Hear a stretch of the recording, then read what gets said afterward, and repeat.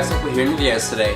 So today I'm going to be actually doing a video with these big huge planks of wood because I'm going to be combining those two pieces together to make my new speaker stands for my surround sound speakers in the basement. I'm sorry, I do have a cold, so you can ignore that for now. But yes, I will be combining these two pieces together to make a 4x4 square beam type of stand, basically. I already have some square wood bases, one for the bottom, one for the top, for two sides for the rear speakers. And we're going to go ahead and get started with this build. Hope you're in this video, guys. Thanks for watching. So you'll notice right here I have the two beams of wood. So there's two big huge pieces of, I think, 80 inch or 120, I'm not sure what this is, probably 120 inch length beams.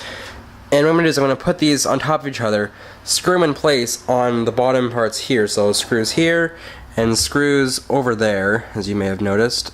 And I'm going to combine those together to create one huge beam, which I will cut in half and then chop off on each end the amount that I don't need, because they're way too long for my stands. The stands are about 40 inches tall.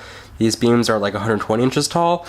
So I only need 80 inches in total, so I want to cut off a certain amount just to get it to be accurate enough so that I can use these to build my stand. So by now you'll have noticed that I have my two pieces of wood out here, so they're just sitting on the ground. And up there, as you might have noticed, right about there, that is the saw that I'm going to be using. So I'm going to ledge the wood off the edge, so that little edge right there, place the wood on it, and start cutting the wood. I've marked down the 16-inch mark, which is exactly what I want to cut off so I can have an 80-inch length of piece of wood. That's for both of the pieces that are laying on the ground right here. So they're both going to be 80 inches long, and then I've also measured 40 inches within those 80 inches of length, where I will cut there so I can combine them together to have the 40-inch long stands for the TV. Sorry, for the speakers.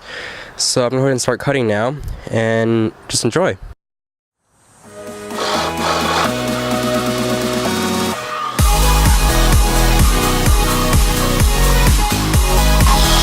So as you can see, I just cut one piece right there. That's for the 80-inch length. I'm going to do another piece right on the other side, so the other one, which is right here. Do the same thing, and then cut them into the 40-inch pieces, and then bring them inside to screw them on to the end piece, and just make this stand, and then spray paint it in white. Sorry, black. I bought black paint, not white paint.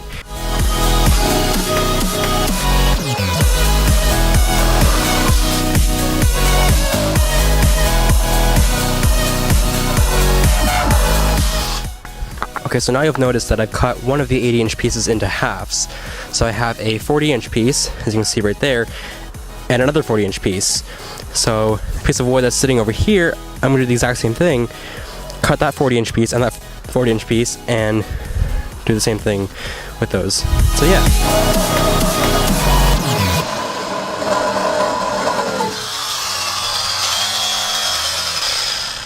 And there we have it. So we have the two pieces cut now. So we have four 40-inch length pieces. As you can see here, I have the two down there and the two up there. So as you can see here, I have the pieces of wood inside this shaky vise type of thing here that just holds big pieces. And I'm going to go ahead and sand the edges on all four of them with, you know, your average sanding block. And that's going to help make this smooth again, so I can cut while I can build the speaker stands.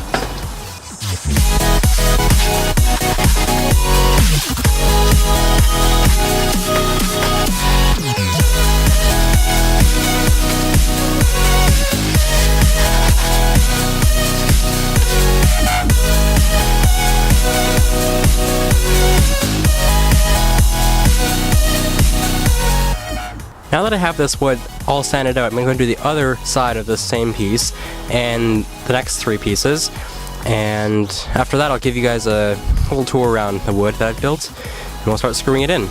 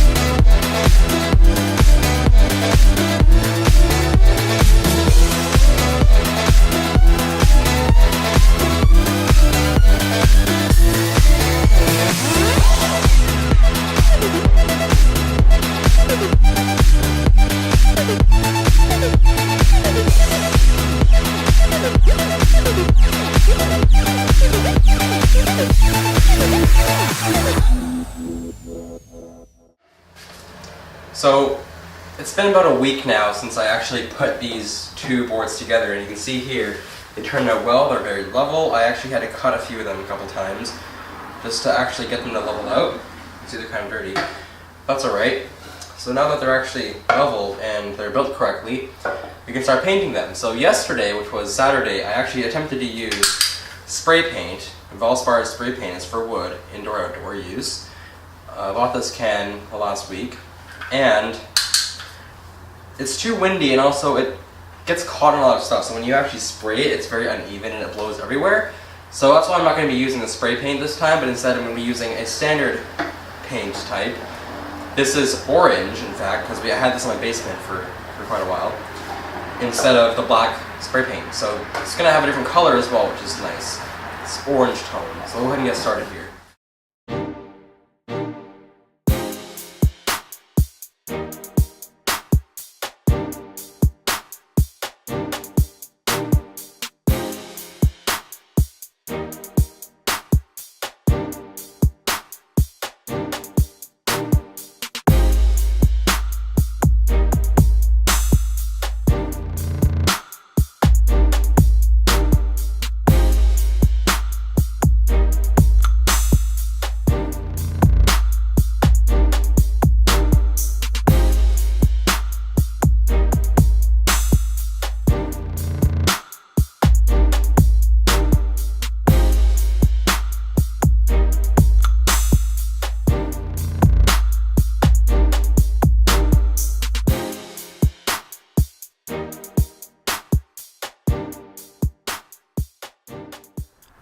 So as you can see, based on these two finished structures, that they are completed as a matter of fact.